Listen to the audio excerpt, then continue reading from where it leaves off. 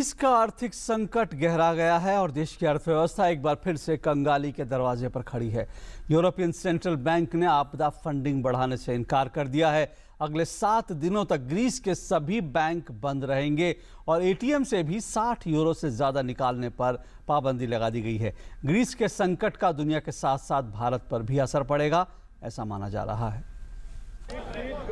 Greece की अर्थव्यवस्था एक बार फिर से कंगाली के मुहाने पर खड़ी है और 2011 की तर्ज पर देश में जनमत संग्रह के बहाने ग्रीस ने एक बार फिर से यूरोपियन यूनियन की राजनीति में भूचाल ला दिया है। ग्रीस के बैंक पूरे हफ्ते बंद रहेंगे और बैंक एटीएम से एक दिन में 60 यूरो की निकासी की आजादी है। शनिवार को यूरोजोन के कर्जदाताओं द्वारा सख्त रुख अख्तियार करने के बाद ग्रीस के प्रधानमंत्री भी अब फ्रंट फुट पर आकर इस खेल को खेल रहे हैं। It was asked of the Greek government to accept a proposal that puts new heavy burdens on the Greek people, that undermines the growth of Greek society and its economy, that not only maintains uncertainty but also increases the social inequalities. Greece पर कुल मिलाकर 323 अरब euro का कर्ज है, जिसमें eurozone की सबसे ज्यादा 60% हिस्सेदारी है। इसके बाद सबसे ज्यादा चिंता आईएमएफ की है, जिसने 2009 की आर्थिक मंदी से ग्रीस को बाहर निकालने में बड़ी भूमिका निभाई थी। पुर्तगाल, इटली, आयरलैंड और फ्रांस के साथ साथ सबसे ज्यादा चिंता जर्मनी को है, जिन्होंने पहले ग्रीस के सॉवरेन बॉन्ड्स खरीद चुके हैं। ग्रीस अब इस बात पर अपनी जनता की राय जानना चाहता है कि क्या देश को संकट से निकालने के लिए पेंशन के खर्चे में कटौती करना और टैक्स का बोझ सहने के लिए लोग तैयार हैं। अगर 5 जुलाई को होने वाले जनमत संग्रह में जवाब नहीं में हुआ तो हो सकता है कि ग्रीस इतिहास में 6ठी बार अपने आप को दिवालिया घोषित कर दे और यूरोजोन से बाहर आकर अपनी मुसीबत के हल के लिए खुद की मुद्रा ग्राचमा पर वापस आ जाए। That is a sad decision for Greece because it has closed the door on further talks where the door was still open in my mind. अब सवाल ये कि ग्रीस संकट का भारत पर क्या असर पड़ेगा। वित्त सचिव राजीव महर्षि के मुताबिक ग्रीस संकट भारत पर अप्रत्यक्ष रूप से असर डाल सकता है और यूरोजोन में ब्याज दरों में बढ़ोतरी से भारत से पूंजी बाहर जा सकती है। जानकार ये भी मानते हैं कि ग्रीस के यूरोजोन से निकलने के बाद दुनिया और भारत के बाजारों में गिरावट आनी तय है। रुपया और भी कमजोर हो सकता है। हालांकि आरबीआई और सरकार स्थिति पर नजर बनाए हुए हैं। एजेंसी इनपुट्स के साथ अजय मिश्र, डीडी न्यूज, दिल्ली। और ग्रीस के संकट पर बातचीत करने के लिए और इसका भारत पर क्या असर पड़ सकता है, इस पर बातचीत करने के लिए हमारे साथ स्टूडियो में मौजूद हैं डॉक्टर गौरव वल्लभ, जो कि आर्थिक मामलों के विशेषज्ञ हैं। जानकार है, बहुत बहुत शुक्रिया डॉक्टर गौरव वल्लभ। डॉक्टर वल्लभ, दूसरी बार इतना बड़ा संकट ग्रीस के सामने खड़ा हो गया इतने सालों में और जिस तरह से बैंक 7 दिन तक बंद करने की बात हो गई, कर्ज चुकाने की स्थिति में नहीं है, दिवालिया घोषित होने की कगार पर है, बहुत बड़ा संकट है क्या ये? देखिए अशोक जी, इसको समझने के लिए थोड़ा सा मैं आपको 15 साल पहले ले जाना चाहता हूँ। जब 2000 में यूरो और ईसी का गठन हुआ, जिसमें कि 19 देश है यूरोप के, तो उस समय उनकी गाइडलाइंस थी कि आपका अगर बजट डेफिसिट साधारण शब्दों में कि भाई आय से ज़्यादा खर्चे, तो बजट डेफिसिट अगर आपका 3% से कम है तो ही आप यूरोपियन यूनियन की सदस्यता के लिए योग्य है। ग्रीस का उस समय भी ज़्यादा था और जो आंकड़े थे, जो नंबर्स थे, वो उन्होंने फज करके और अंदर एंटर हो गए। एंटर होने के बाद शुरुआत के सालों में ग्रीस को पूरे यूरोप का जो इकोनॉमी का सहायता मिलती रही और जो आपने भी दिखाया कि जैसे जिनको हम ट्रोइकाज कहते हैं कि भाई जैसे एक तो यूरोपियन सेंट्रल बैंक, एक यूरोपियन कमीशन और एक आईएमएफ। तो शुरुआत में ईसीबी, जिसको अपन यूरोपियन सेंट्रल बैंक कहते हैं, उनसे इनको सहायता मिलती रही और यूरो एक बहुत सुदृढ़ मुद्रा के रूप में स्थापित हुई। इन्होंने उससे सोशल सेक्टर में इतने अच्छे स्कीम्स चालू कर दी, पेंशन फंड्स में इतना बड़ा इन्वेस्टमेंट चालू कर दिया कि मतलब लोगों को वहाँ पे काफ़ी सोशल सिक्योरिटी की स्कीम्स मिली। 2009 में इनका बजट डेफिसिट 3%, जो कि इन्होंने नहीं बताया था, वो 6% हो गया। तो पहली बार ये संकट में आए तो यूरोपियन कॉपरेशन या यूरोपियन एकजुटता के नाम पे यूरोप के बाकी देशों ने इनकी सहायता करी।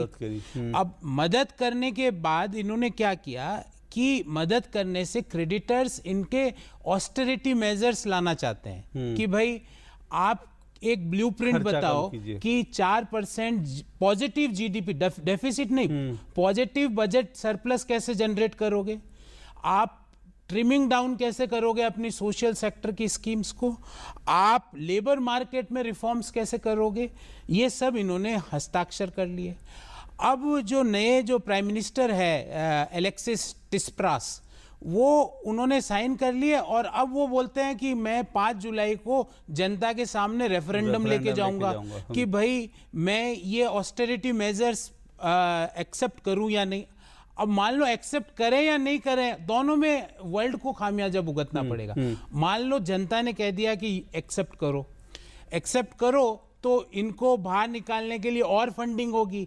और फिर एक कॉन्सेप्ट आ रहा है कि भाई ये ग्रीस तो मतलब एवर जितना भी फंड डालते जाओ उसमें प्रॉब्लम आती जाएगी, अंधा कुआं जैसा हो गया बिल्कुल। और मान लो नहीं करें, इनको एक्सेप्ट रेफरेंडम आया कि मत करो, तो यूरो इनको बाहर क्योंकि अब 18 देश बिल्कुल एकजुट हो गए हैं, क्योंकि वो कह रहे हैं कि भाई ये कंटेजियस डिजीज को हम हमारे साथ नहीं रखना चाहते। तो वो इसको बाहर करेंगे तो इनको अपनी मुद्रा स्थापित करनी पड़ेगी और उस मुद्रा की वैल्यू इतनी कम होगी क्योंकि बाहर से ऑयल तो खरीदना ही पड़ेगा, बाहर से इनको इंपोर्ट कुछ जो बेसिक इंपोर्ट्स है वो तो करने ही पड़ेंगे।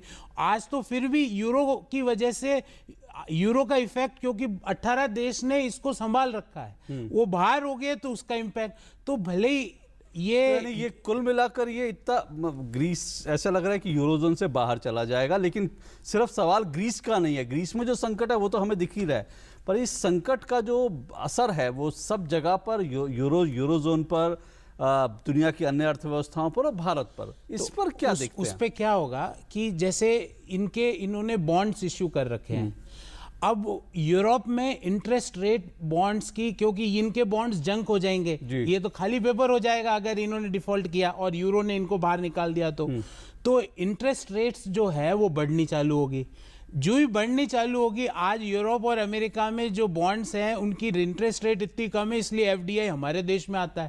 जो ही वहां पे इंटरेस्ट रेट बढ़नी चालू हो गई तो हमारे देश में जो एफडीआई आ रही है वो कहेगी कि मैं यूरोप में इन्वेस्ट, तो हमारे ऊपर इसका डायरेक्ट प्रभाव नहीं है, पर इनडायरेक्ट रूप से आज हम इंटीग्रेटेड मार्केट्स की दुनिया में रहते हैं जहां पे ग्लोबल इंटीग्रेशन है मार्केट्स का, तो निश्चित रूप से हमारे ऊपर इनडायरेक्ट प्रभाव पड़ेगा। सेकंड प्रभाव बताता हूं, वो बड़ा रोचक है। आज हमारा जो मेजर एक्सपोर्ट है मशीनरी का और हैवी इन मशीनरीज का, वो यूरोप में है। यूरोप में मान लो, क्योंकि ईसीबी डायरेक्ट रूप से इन्वॉल्व है, अगर ये जंक हुआ तो ईसीबी पे इफेक्ट आएगा, ईसीबी पे इफेक्ट आएगा तो 18 यूरोप के देशों पे इफेक्ट आएगा, तो वहां पे मांग कमजोर होगी।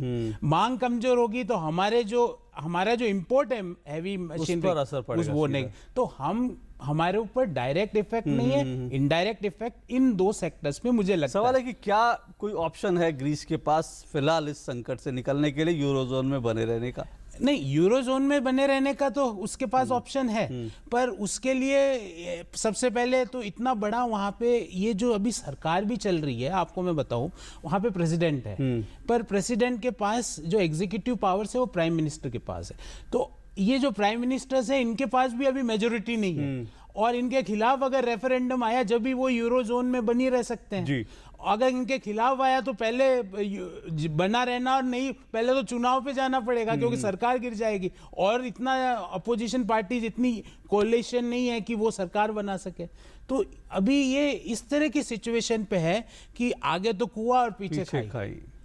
आगे कुआं पीछे खाई ग्रीस इस स्थिति में है, और भारत पर भी इसका अप्रत्यक्ष रूप से असर पड़ सकता है जाहिर तौर पर, लेकिन बहुत ज्यादा घबराने की जरूरत शायद नहीं है। रिजर्व बैंक ने कहा है कि क्योंकि हमारे फॉरेक्स रिजर्व $350 बिलियन, इसलिए बहुत ज्यादा चिंता करने भारत के ऊपर अप्रत्यक्ष रूप से फर्क पड़ेगा। एक पॉजिटिव इफेक्ट भी आ सकता है, क्योंकि जब भी इस तरह के आर्थिक संकट होते हैं, फ्यूल प्राइसेस इंटरनेशनल लेवल पे गिरती है, तो हमारे पे ये बेनिफिट भी आ सकता है। हमारे जो करेंसी है उसमें थोड़ा सा इफेक्ट आएगा, पर जैसे जो येलो मेटल है, मतलब जैसे मैं आम आदमी के लिए बता रहा हूँ कि येलो मेटल गोल्ड के प्राइसेस थोड़े से बढ़ सकते हैं, क्योंकि जब भी इस तरह के संकट आते हैं लोग सोचते हैं कि भाई सबसे बढ़िया इन्वेस्टमेंट तो सोना है, तो गोल्ड प्राइसेस घबराने की जरूरत कोई ज्यादा हमारे ऊपर इफेक्ट नहीं है, इनडायरेक्ट इफेक्ट है, और उसको संभालने की हमारे पास में फॉरेक्स रिजर्व्स है। बहुत बहुत शुक्रिया डॉक्टर गौरव वल्लभ आपका आने के लिए।